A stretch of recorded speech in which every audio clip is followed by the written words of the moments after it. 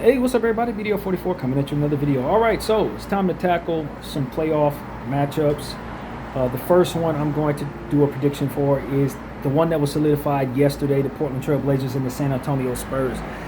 Um, the first thing I want to say before I even get into this is Wemby has not played against the Portland Trail Blazers at all this season. Why is Wemby ducking Portland? I'm joking, but he literally never played in any of the three matchups. And that's an important thing because obviously if Portland is going to prepare for him, he hasn't even had a look at him. So I guess that favors the Spurs dramatically. Denny Avdia has been playing like an all-star, and he made the all-star team, and rightfully so. I was saying that he was an all-star halfway into the season. I didn't think they would give it to him, but they did. He earned that, and he was awesome last night in the play-in tournament game where Portland was able to have a roaring comeback against the Phoenix Suns, despite Phoenix starting hot. They couldn't do nothing with Denny at all. And I think he's going to continue to be a monster against the Spurs as well. In all three of the matchups, albeit without Wemby, he went for monsters numbers. He really has had his way with the Spurs this year.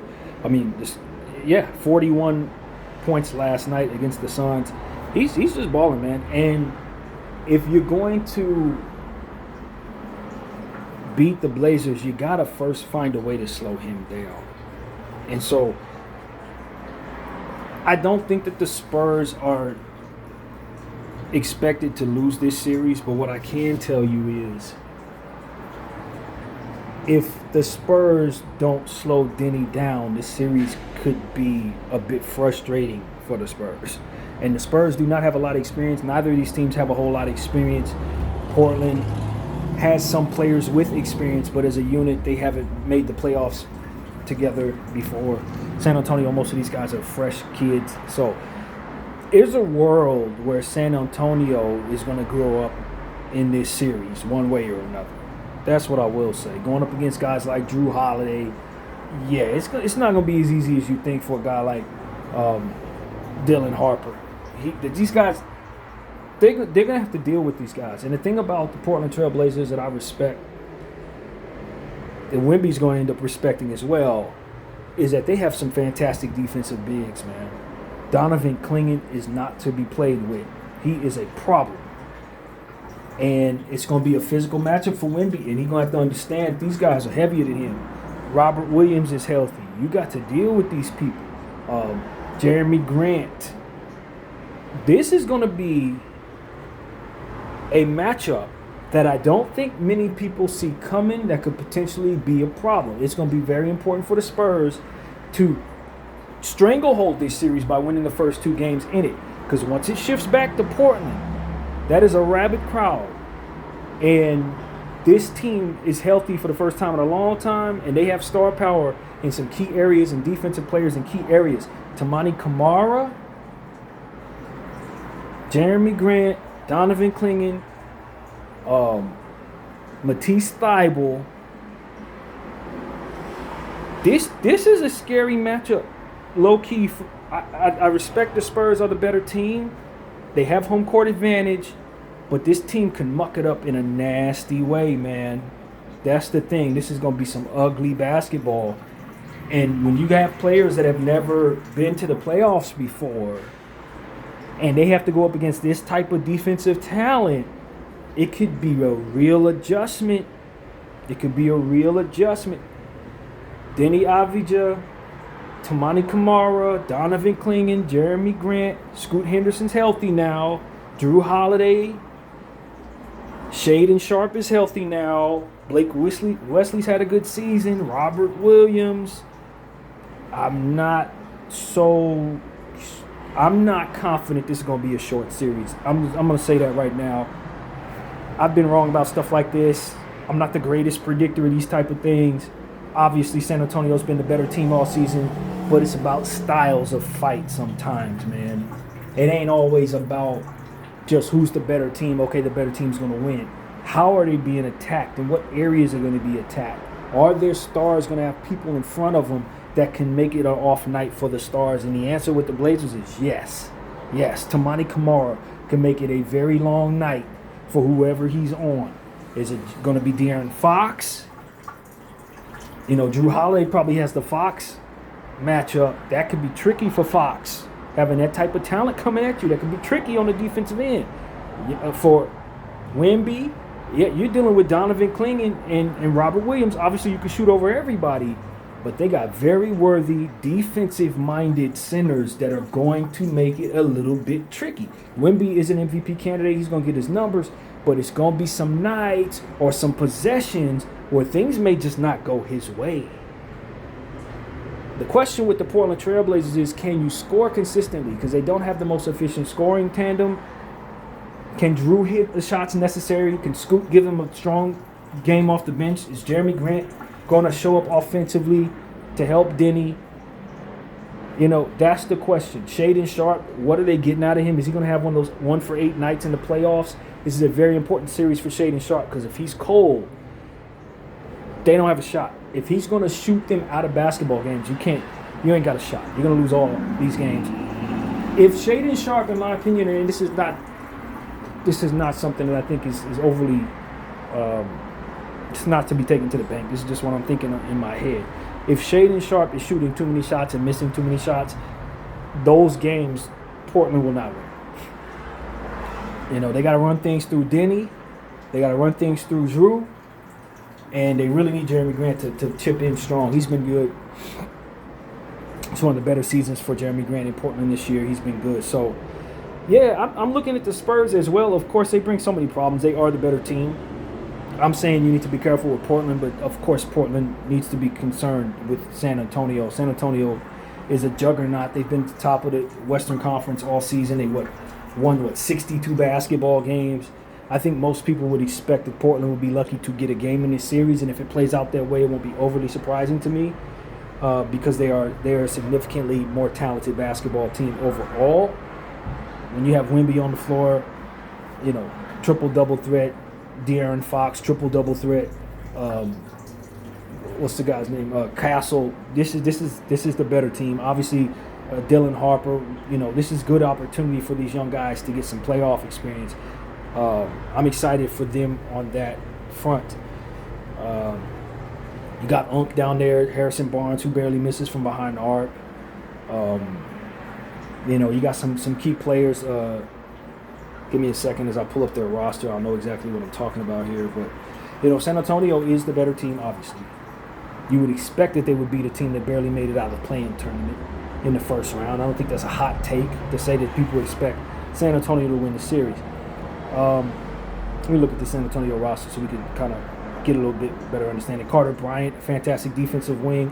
Rookie, getting some playoff experience. I like that for him. Keldon Johnson, maybe the sixth man of the year. He's had a really good season, to say the least. Expect for him to have a very good series. He's going to need to. Devin Vassell, lethal scorer. You know what I mean? He can shoot from behind the arc very well. Kind of makes them impossible when you consider everything else they have. And then you look over him at like the sixth option. It's like, whoa, that's a very serious role for a guy like him. To be like the sixth or seventh option is crazy. And Devin Vassell, I think if he's playing his best throughout these playoffs, the sky's the limit for the San Antonio Spurs.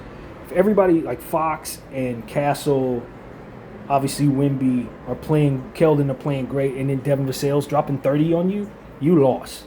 Unless you're OKC, you lost. And so that's the reality of the San Antonio team. They're extremely, extremely capable.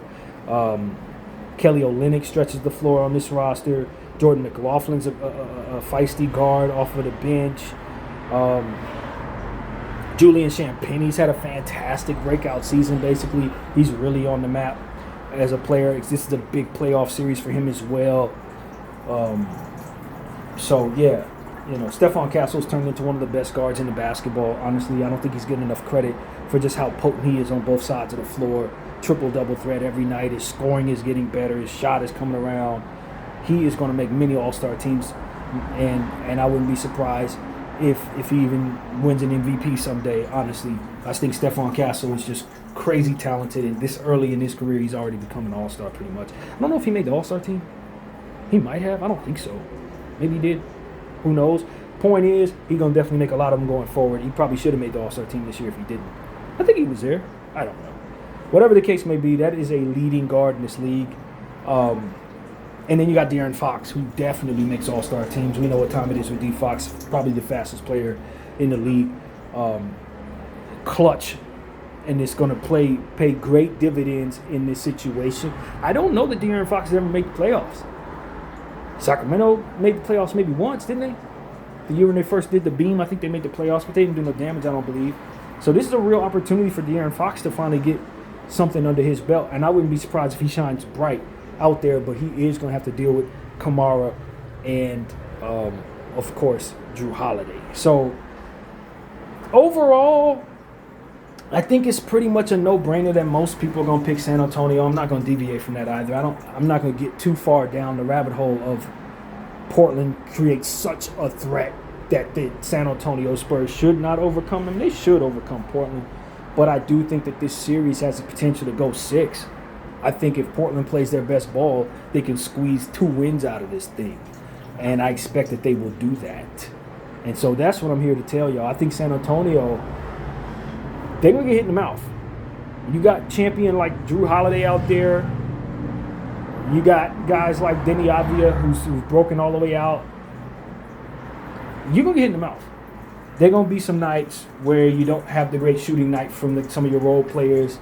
Wemby probably gets in foul trouble, something like that, and Portland could squeeze out a win.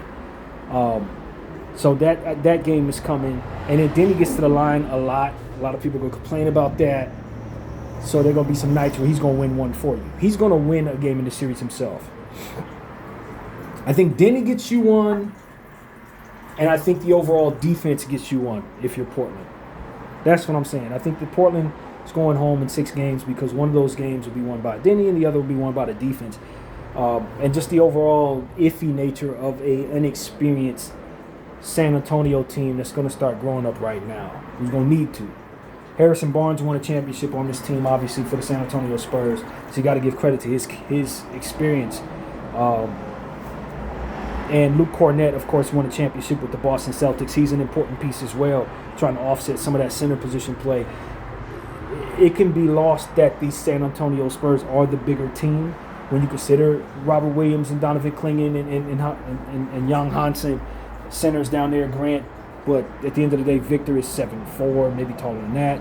Mason Plumlee's on this roster. Kelly Olynyk's on this roster. Luke Cornett's on this roster.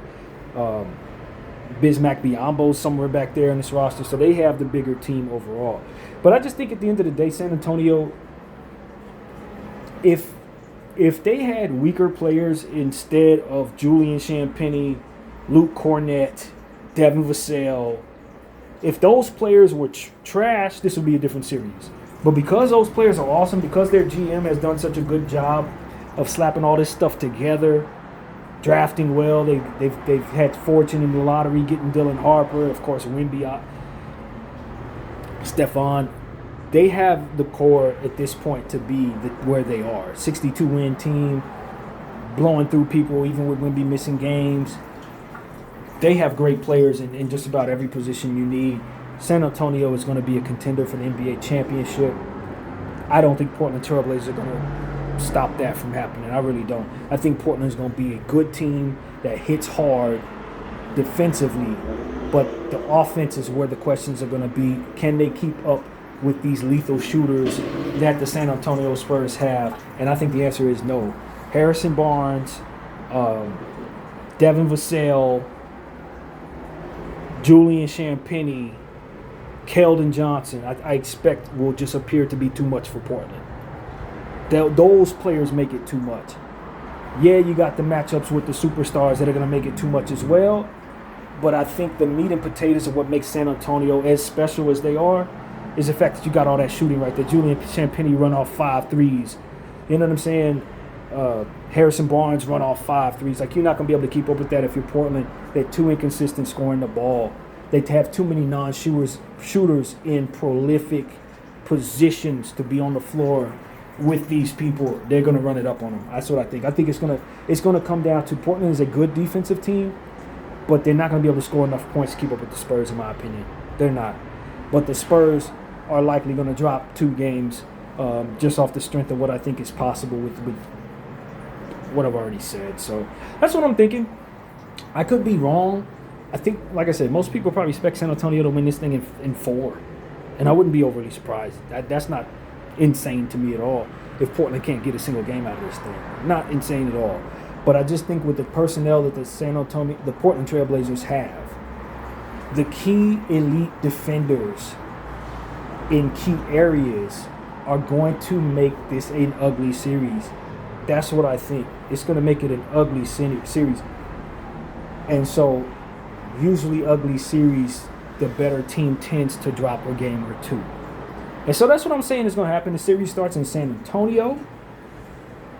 Of course, with the Spurs having home court, I'm trying to pull up when this game takes place. I believe this is one of the Sunday matchups. The 1-2 matchups are all on Sunday, so I'm certain of that. And we'll have that for you in a half a second and let you know exactly when the series is to take place. Yes, game 1 is going to be on Sunday in San Antonio at 6 p.m. Pacific, 9 o'clock Eastern. So it's the latest of the games for that night. The last game to be played in this playoff debut weekend. So, yeah, man. I think Portland is going to put up a fight, but of course San Antonio is expected to win, so I'm not deviating from that. And so that's pretty much my take on it. But if for some reason this becomes some type of historic upset, I would only be partially surprised because I respect what Portland's bringing to the table. When you got Drew Holiday and Donovan Clingan in the center position and point guard positions, that means that pretty much you can guard the biggest guy and the smallest guy. Then you got Tamani Kamara, who's an elite defensive player, guarding another option. And then you got Jeremy Grant, who's floating around guarding another option. Then you could bring in Matisse Thybulle, who's also an elite defender who can guard some other option. It just becomes a situation where everybody has a tough defender on it. That's what it really comes down to. Now, can those units for Portland score enough? The answer is no. But can those units disrupt the Keldon Johnsons and the Devin Vassell's and the Dylan Harpers? And the answer is, I think certain nights they probably will. So that's what comes together to make all this what I think it's going to be. San Antonio in 6. BDO 44. I think you're off watching.